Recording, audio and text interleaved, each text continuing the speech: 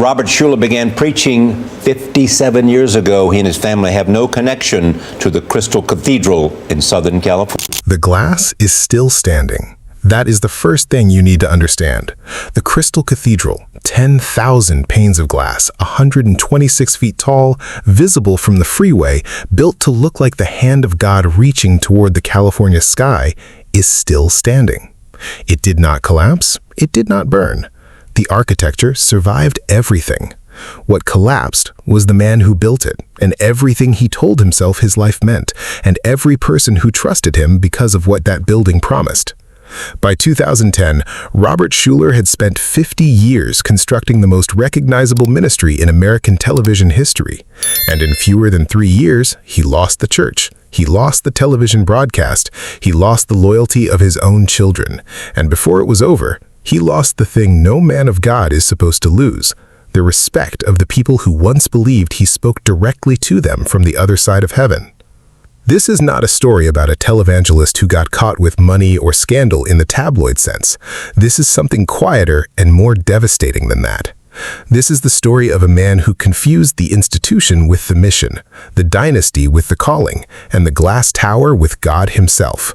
And when the difference finally became impossible to ignore, he did not step back. He tightened his grip. That grip is what destroyed everything. Stop here for a moment and look at what Robert Schuller actually built, because you cannot understand the collapse without first understanding the scale of the achievement, and more importantly, the psychology underneath it. Schuller arrived in Garden Grove, California in 1955 with $300, a borrowed organ, and no building. He rented a drive-in movie theater. He preached from the snack bar roof. People sat in their cars and rolled down their windows to hear him, and he told them something the mid-century church had largely forgotten how to say, that God wanted you to succeed, that faith was not about guilt and limitation, that possibility was a theological position. He called it possibility thinking, and it landed like a revelation in post-war Southern California, a place already drunk on the idea that reinvention was a birthright. What Schuller understood, more instinctively than almost any minister of his generation, was that people did not come to church primarily to be saved from hell. They came to be saved from smallness. They came because their lives felt insufficient, and they needed someone to tell them with total authority that they were wrong to feel that way. Schuller gave them that, and they gave him, in return, something that would eventually prove far more dangerous than any sin: unconditional loyalty. The first seed of the destruction was planted not in a moment of failure, but in one of triumph. When the Crystal Cathedral opened in 1980, it was a cultural event. Philip Johnson, one of the most celebrated architects in the world, had designed it. The congregation had raised over $18 million in donations. Johnny Carson covered it. The building appeared in magazines, in news segments, on postcards. Schuller stood inside his glass church and looked out at 12,000 seats. 12,000 seats! And felt what men feel when the dream exceeds the original prayer.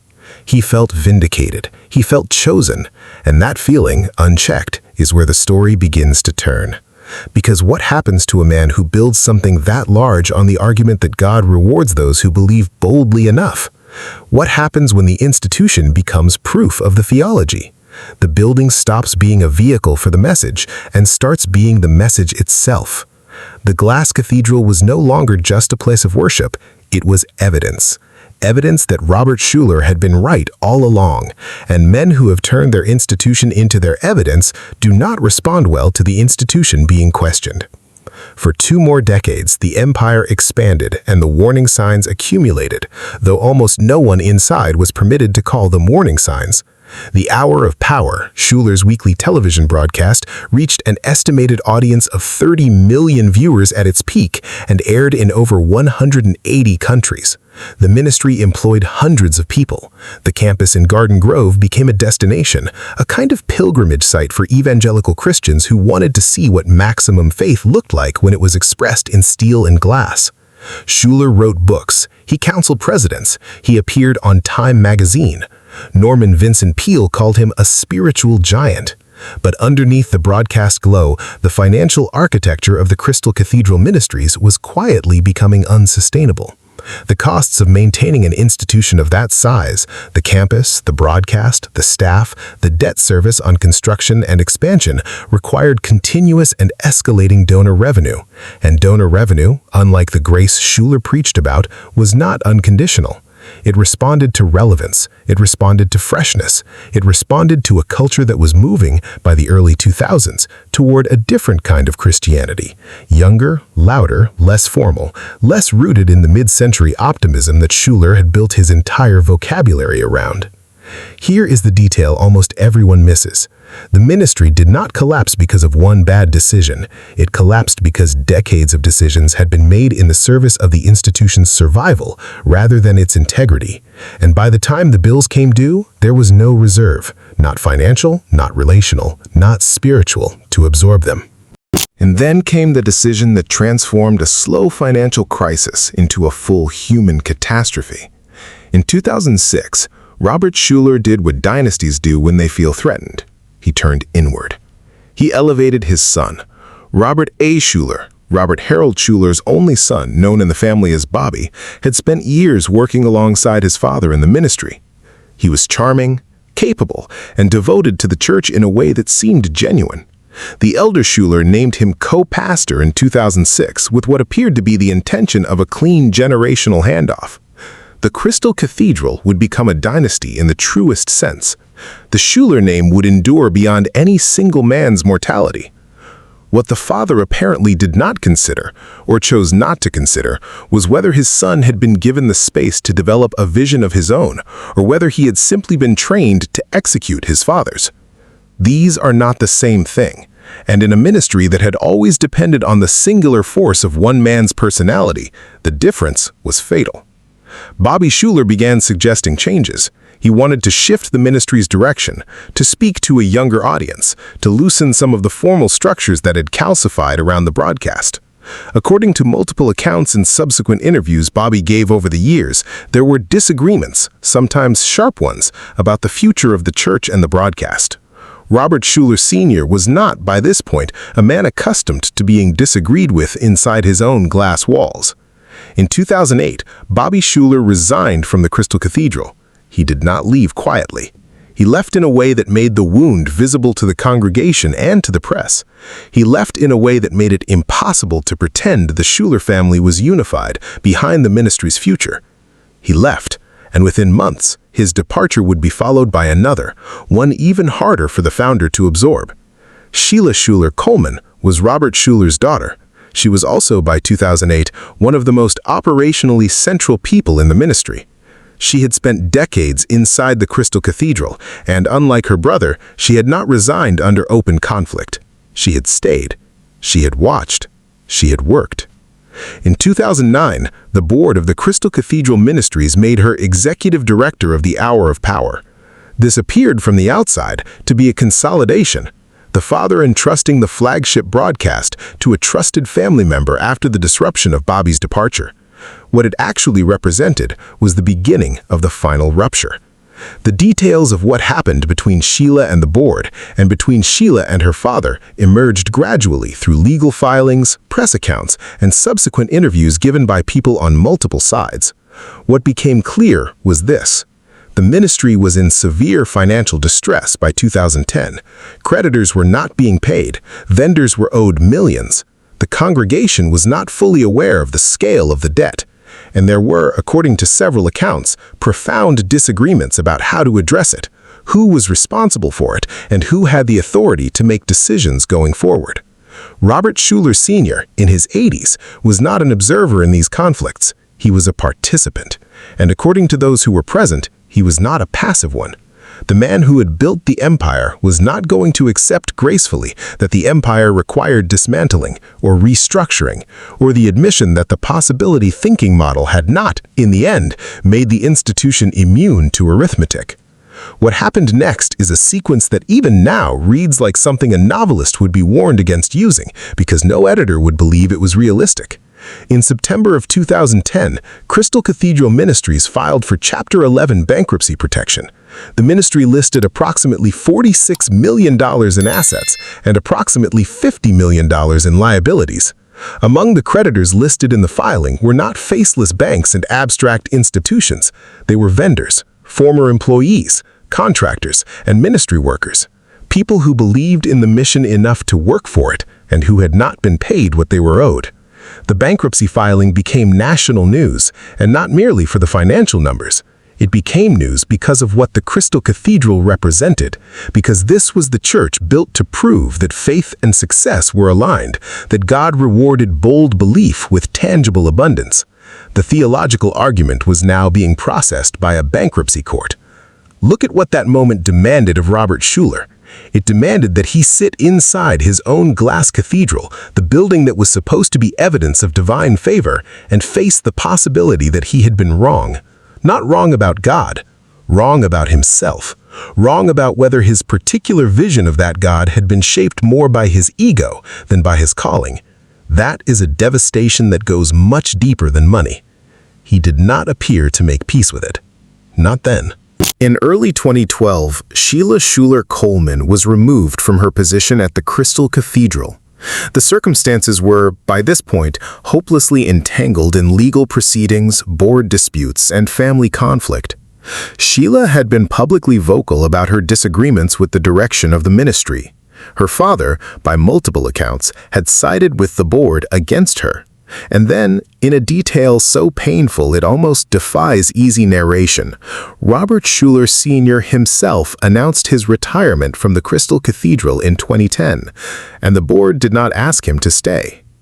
The man who had built the church was effectively being managed out of it, and the family members who might have cushioned that blow, who might have been allies or confidants in his final years of authority, were either gone or locked in litigation. By 2012, the Crystal Cathedral had been sold. The buyer was the Roman Catholic Diocese of Orange for $57.5 million. The congregation that Robert Schuller had spent 5 decades building could not afford to keep what he had built. They relocated. The building, the glass hands reaching toward the California sky, was renamed Christ Cathedral and rededicated to Catholic worship. Robert Schuller Sr. was not present at the final service in the way a founder deserves to be present. He was a figure in transition, in grief, in a conflict that had not fully resolved itself, watching the institution of his life change hands. But here is where the story demands that we slow down and ask the harder question, the one that goes beneath the board meetings and the bankruptcy filings and the architectural transfer of title. What was Robert Schuller actually afraid of? Because men do not destroy their relationships with 2 of their own children, alienate their congregation, and cling to institutional control past the point of reason simply because they are greedy or power-hungry. That explanation is too easy and too small. What Schuller appears to have been afraid of, and this is the interpretation that emerges from the full arc of his life when you read it carefully, was irrelevance. Specifically, the irrelevance of the message. If the Crystal Cathedral failed, if the empire crumbled, if the ministry had to be sold and the broadcast canceled, then what did that mean about possibility thinking? What did it mean about the 50 years of sermons that had told ordinary people that faith was a lever you could use on the material world? He could not let it fail, because the failure would not just be institutional, it would be theological. It would mean that the promise he had made to millions of people, the promise that God rewards bold belief with visible abundance, was a promise that had not held even for the man who had preached it most loudly and built the most conspicuous monument to it. The grip tightened not because Schuller did not love his children. It tightened because releasing control would have meant releasing the only proof he had that his life's work was true. That is the wound underneath the collapse. And it is a wound that went back much further than 2010. Schuller had grown up in Iowa during the Depression, the son of a Dutch immigrant farmer who lost almost everything in the early 1930s. He had watched his family stripped back to subsistence.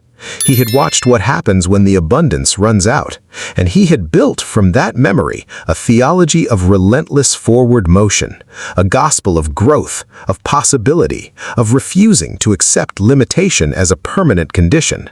That theology saved people. Do not underestimate that. For millions of viewers watching the hour of power from hospital rooms and failing marriages and small towns that felt like dead ends, Schuller's voice was genuinely redemptive. He gave people permission to want more. He gave them a framework in which hope was not naive. In the best version of what he did, he was extraordinary. But the private wound of that Depression-era childhood, the terror of scarcity, the fear of losing everything, the belief that visibility and abundance were proof of safety, never fully healed. It just got dressed in theology. And like all unhealed wounds, it made demands at the worst possible moments. When the ministry needed contraction, it demanded expansion. When the family needed honesty, it demanded performance. When the institution needed accountability, it demanded loyalty. The years after the cathedral's sale were, by any honest accounting, years of loss compounded by isolation. Robert Schuller and his wife Arvella, who had been his partner and creative collaborator for more than 5 decades, faced the disorientation of watching their life's work administered by strangers in a building they could no longer call their own. Arvella Schuller passed away in February of 2014, a loss that those who observed Schuller in his final years described as one from which he never recovered. His relationship with his son remained strained. His relationship with his daughter remained estranged. The hour of power continued in a reduced form, eventually led by his grandson, Bobby Schuller, the son of the son who had left, but the elder Schuller's connection to it was ceremonial rather than generative. He was consulted, honored, gestured toward. He was not leading.